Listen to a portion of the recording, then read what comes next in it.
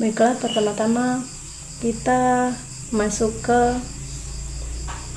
exam dulu, lalu kita start Apache dan MySQL.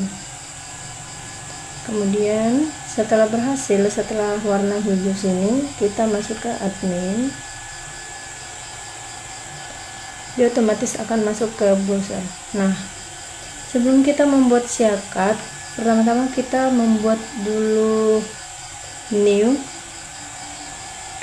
lalu tulis nama database-nya itu DB siakat. Nah, saya sudah membuat DB siakat. Di dalam yang pertama itu kita membuat admin. Tabelnya itu ada 2, admin dan mahasiswa. Yang pertama admin. Di sini cara saya agar tidak lama, yaitu pertama kita klik SQL, lalu kita masukkan kode, lalu kita go, dan hasilnya akan seperti ini. Sedangkan di mahasiswa sama seperti yang tadi, tabelnya ada 4, yaitu ID, NIM, nama, dan jurusan.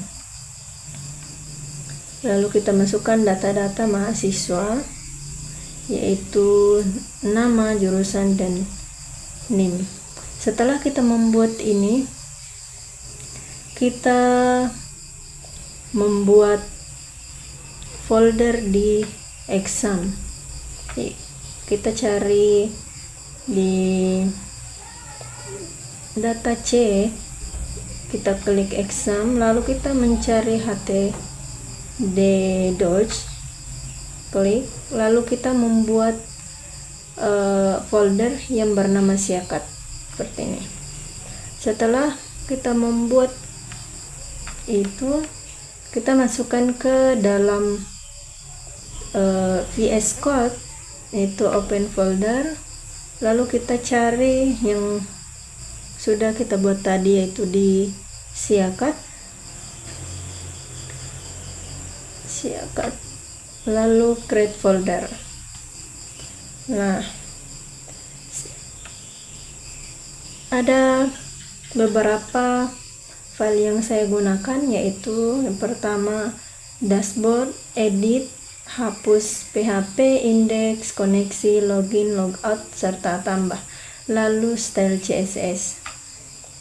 Yang pertama dashboard, kita masukkan semua kode, kemudian edit juga,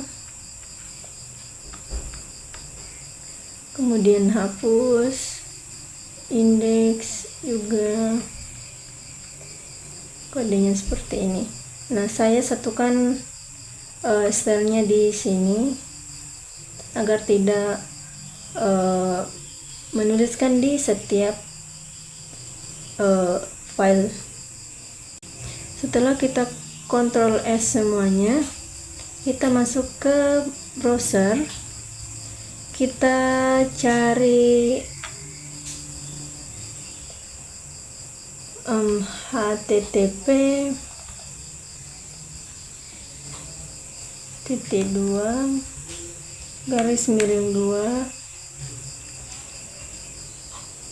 itu localhost siakat. Kita login ke siakat. Nah, akan seperti ini tampilannya. Pertama-tama kita masukkan nama, itu saya tuliskan admin, kemudian masukkan password. Misalnya kalau ketika kita memasukkan password yang salah, dia akan muncul seperti ini. Kita masukkan yang benar ya.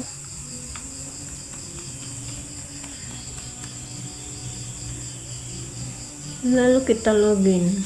Kemudian di sini kita akan masuk ke sini. Kita masuk ke data mahasiswa. Klik, kemudian Ini nama-nama data mahasiswa yang sudah dibuat tadi di database di exam. Kemudian kalau kita mau mencari nama atau nama jurusan, misalnya saya tuliskan jurusan sistem informasi, cari, dia akan memunculkan semuanya, yaitu ada 12. Kalau misalnya kita mau cari nama, misalnya saya cari nama Rismayani, cari misalnya Rismayani, dia akan muncul seperti ini. Dia akan memunculkan NIM, nama, jurusan, dan di sini kita bisa juga menambahkan data di sini. Kita masukkan NIM-nya, misalnya 240 250 51048. Terus kita masukkan nama, misalnya dan Alif, jurusan teknik informatika. Kemudian kita klik simpan data. Otomatis dia akan muncul menambah datanya di sini. Kita juga bisa edit, misalnya namanya salah atau NIM-nya di sini. Kemudian kita update data. Nah, atau kita juga bisa menghapus. Oke, dia akan hilang seperti ini. Kemudian ketika kita mau logout, kita klik dashboard, kemudian klik logout. Dia akan kembali ke login.